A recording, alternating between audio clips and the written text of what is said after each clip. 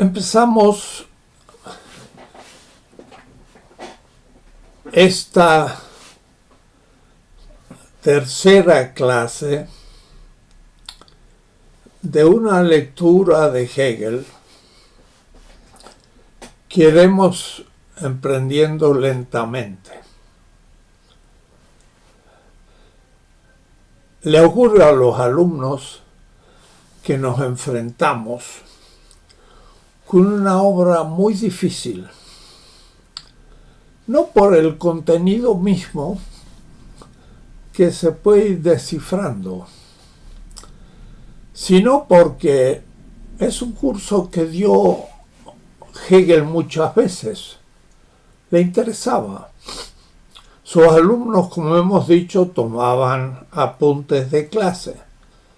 Y después de la muerte de Hegel, unieron sus apuntes y redactaron estas lecciones de estética, que no fue objeto de un escrito con la pluma de Hegel, sino escrita realmente con mucha seriedad por sus alumnos. Estos tomaban los manuscritos y los unían, y entonces muchas veces se detenían en largas descripciones de los conceptos que Hegel usaba en sus clases y que al lector le llevan a no una fácil lectura, porque supone conocer el pensamiento de Hegel no en 1818 en Heidelberg, sino lo que él siguió produciendo hasta 1830, que muere en Berlín. En realidad su cátedra universitaria fue muy corta, fueron 12 años, y admira lo tremendo de su reflexión filosófica en tan pocos años. Tenía ciertamente un entusiasmo devorador y una gran fuerza espiritual para poder tener muchos cursos simultáneamente. Hay que ser profesor para saber que en una semana dictar 3 cursos distintos es muy difícil, porque hay que seguir la coherencia de cada uno y creativamente. Pero Hegel lo hacía con cierta facilidad, porque ya tenía su teoría, su horizonte categorial. Y de ahí que el lector tiene gran dificultad, porque Hegel se expresa sin explicar esas categorías, por supuesto. Las usa como punto de partida. Dice el concepto en abstracto y no en concreto. ¿Cuál es la diferencia para Hegel entre ambos? Y sobre todo, algo que está detrás de toda la estética y sobre todo de las partes primeras definitorio, es la semántica, es el contenido de la categoría concepto misma. De tal manera que ahí habrá que dedicarle un instante para aclarar ese. He dicho categoría, podría decir ese concepto del concepto. Lo que voy a hacer hoy es explicar un poco el índice de la estética para que veamos su organización. Los alumnos siguieron notas del maestro y organizaron la obra de la siguiente manera. hubo primero una larga introducción. Y esta introducción plantea las visiones previas del asunto de Hegel. Hegel critica muchas definiciones o descripciones de la estética y va bosquejando la propia. Ya lo veremos. Es una introducción que es, por título, tiene introducción. Y como le es habitual a Hegel, tiene 3 partes. Entraremos enseguida a las partes de cada uno de estos momentos, porque quiero primero darles una visión general. Hay una introducción, y es una introducción que va a poner en orden lo que Hegel quiere exponer. La primera parte de 3. Hegel, no tanto por aquello de la dialéctica, la afirmación, la negación y la Aufhebung y la subsunción de la primera en la segunda. Es decir, es afirmación, negación y superación en la unidad. En este caso no se trata de eso. Son 3 partes. Y 3 partes que va tratando la temática. No es dialéctica en ese punto, sino descriptivo-pedagógica. La primera, y volveremos, es la idea de lo bello. La idea de lo bello artístico es, o el ideal. Y él dice de belleza artística. Yo voy a distinguir en la estética como primera posición de la subjetividad ante la realidad bella, que hasta de alguna manera se vive entre los animales, cuestión que Hegel a veces sugiere, pero en el fondo niega.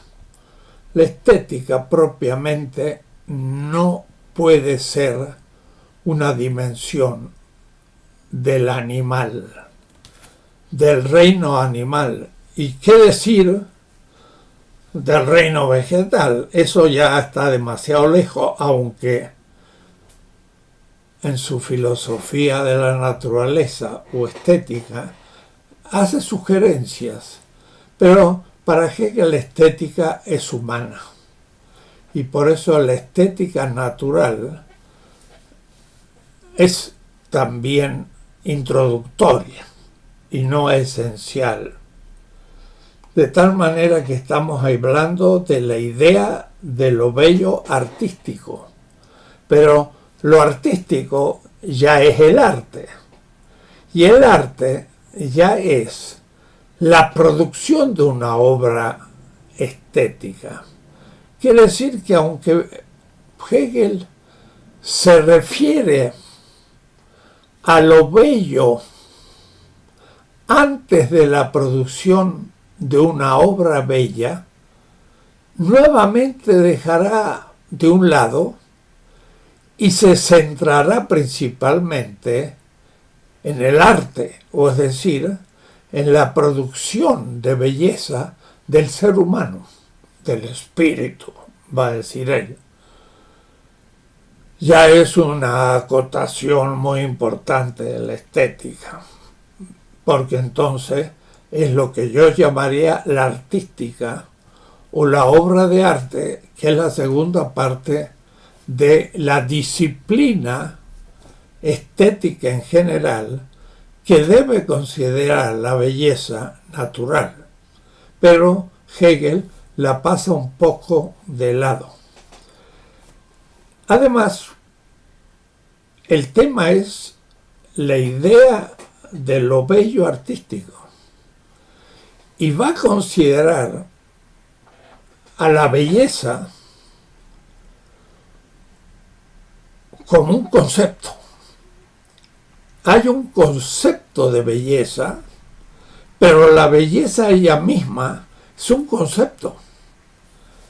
Es el concepto de lo bello. Nuevamente vamos a tener que aclarar qué significa concepto. Pero eso nos lleva a una segunda limitación de toda la visión hegeliana. Primero, que se centra en la obra de arte, en lo artístico, y no en lo estético de aithesos, la posición emotiva de la subjetividad ante la realidad, que sería la primera parte, y la obra de arte, que sería la segunda parte de la gran reflexión sobre lo bello. Pero además, como voy indicando, va a tener una visión muy intelectual, cognitiva. El tema va a ser la verdad y la belleza. La belleza como concepto y la parte estimúlica, afectiva, emocional, constitutiva de la estética en relación a la realidad, va a ser siempre un tanto dejada de lado. Hay una visión intelectual de la belleza. Por eso Schelling hablará de que la filosofía de Hegel es una filosofía negativa, porque en realidad piensa, más que todo, la realidad desde los conceptos, y por lo tanto se le escapa muchas veces la realidad misma. Esta es por la concepción completa de la filosofía de Hegel. Y esto nos pone en muchas dificultades al leer el texto, porque en realidad, más que informarnos sobre la estética, nos está informando, no hay otra manera de expresarlo, de la estética de Hegel, que a su vez entonces es parte del sistema desarrollado por el idealismo alemán, que es un tanto dando prioridad al pensar, y en su momento ya veremos, ya que Hegel no tiene en este tratado una visión histórica, porque en la filosofía de la religión muestra la historia de la religión hasta llegar a la religión germánica y romántica, como la culminación de la historia.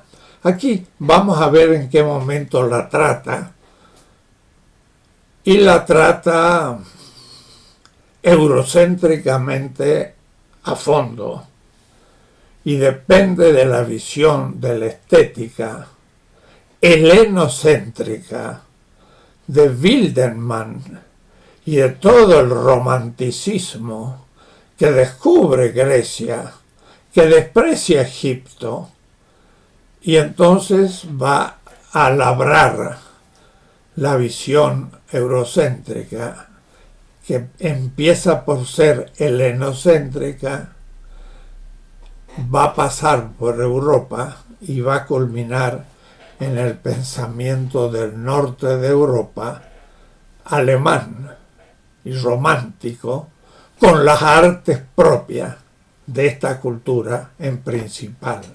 Ya lo veremos. Entonces, la primera parte es la idea de lo bello, pero no solo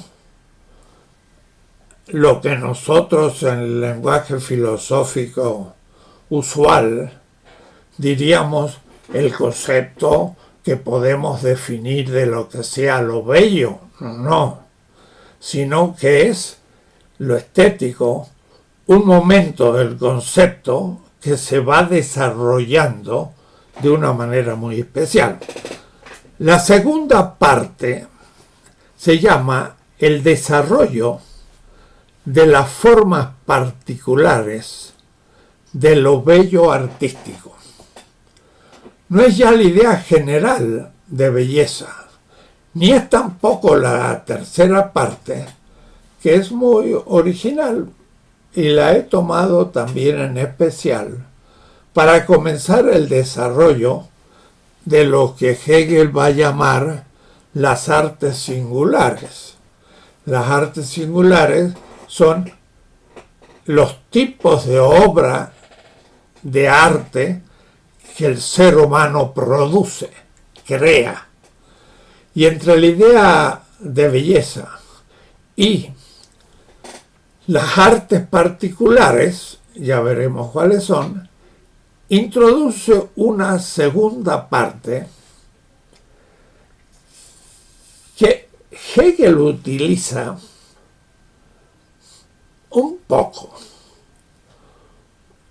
como un saco de sastre donde va tirando las cosas que no le entran en el sistema. Y por eso las secciones que va a tomar no guardan esa coherencia que uno le pediría, pero a los fines de Hegel va explicando temas estéticos. Y me anticipo en el desarrollo de las formas particulares, no la universalidad de la primera parte y la individualidad de cada una de las partes, la particularidad. Hegel usa tres conceptos, palabras muy distintas. Lo general es lo universal.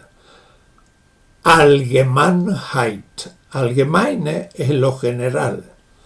Y Allgemeinheit es lo universal.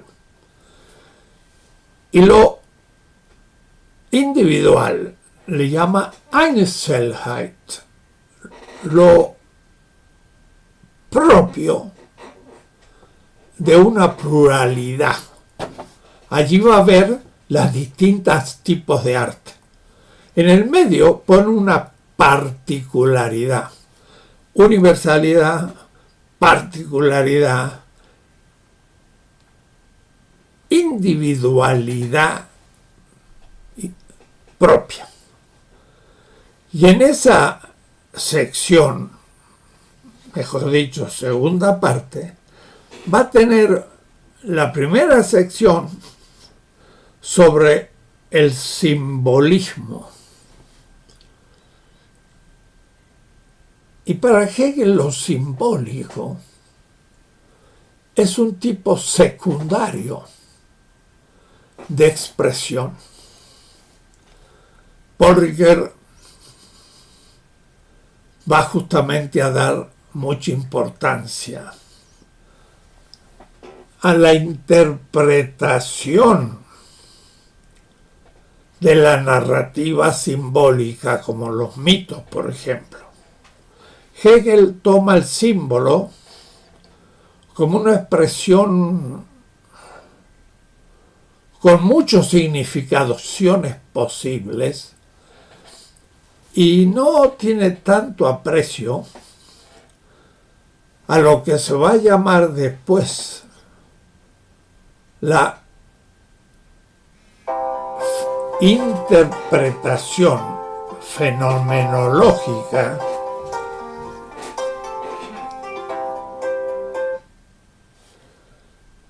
de los mitos y el símbolo.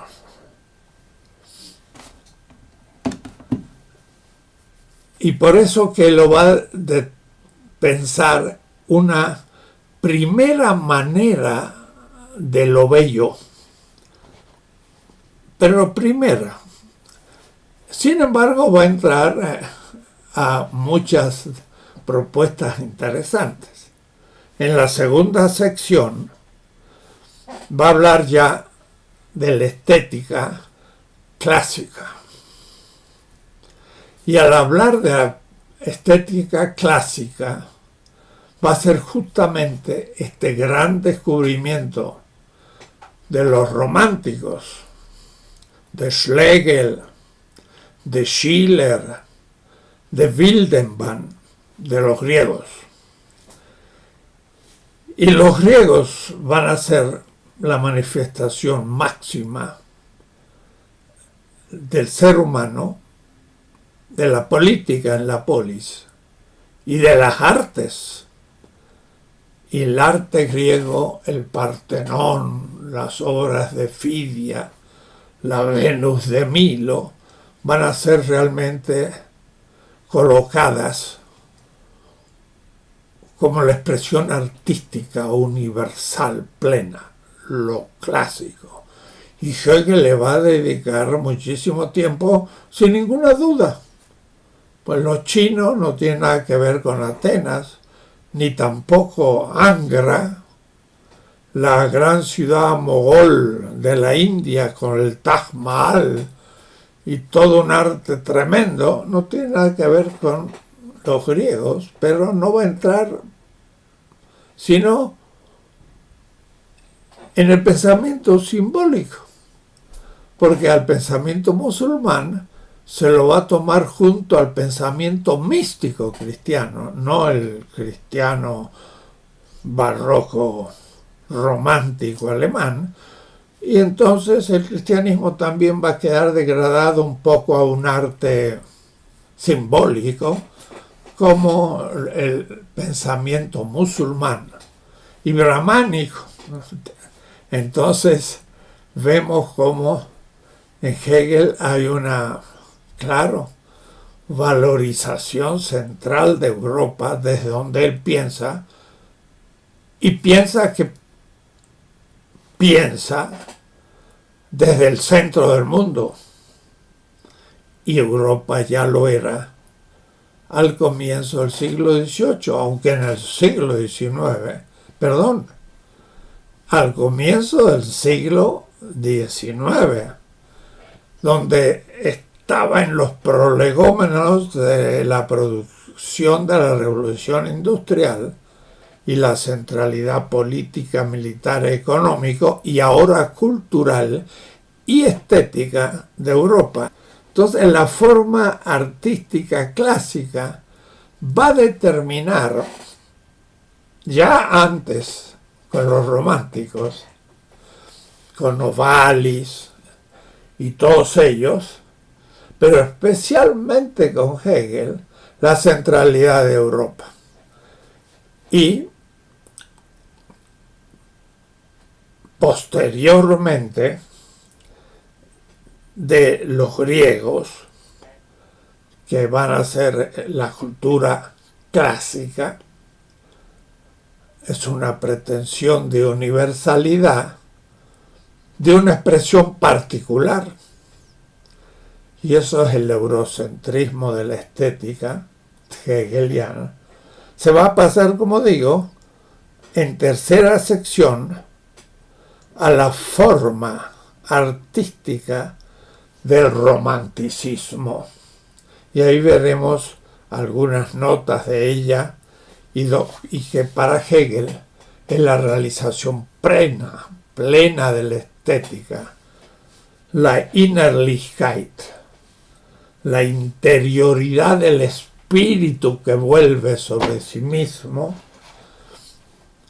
y que aunque tenga obras sensibles y externas, están animadas por el espíritu romántico, que es una experiencia propia del norte de Europa, que se alimentó, claro, en el mundo germánico de las selvas medievales y del individualismo germánico que nunca fue dominado por los romanos, y de ahí que florece muy posteriormente, después del año 1000, y va a culminar en la Alemania de Hegel Y Hegel va a ser la gran expresión. Acordémonos que Hegel también en la historia de la filosofía, cuando comienza la historia de la filosofía moderna, no parte de Descartes, aunque le va a dar de inmediato una importancia central, y de hecho va a depender de él. Pero el primer autor que toma Hegel en la modernidad es Böhme.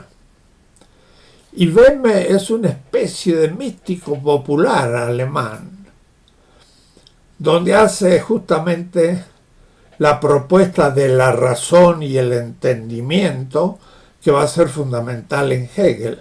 Que sí que Hegel se inspira en un pensador extraño como Böhme, no filósofo de profesión, sino más bien una especie de místico, que para él es el espíritu germánico, desde el que después se entiende Descartes, y la modernidad que culmina en el romanticismo y en Hegel, porque Hegel tiene, igual que Schelling, igual que Hölderlin, la generación de la escuela de Tübingen junto al río Neckar, donde los estudiantes remaban en la época de Hegel, y cuando ahora uno llega a Tübingen, ve la torre donde estaba Hölderlin, y todavía los estudiantes reman en barquitos, en botes, en el Neckar, un río cuasi sagrado, por la presencia de los que fundaron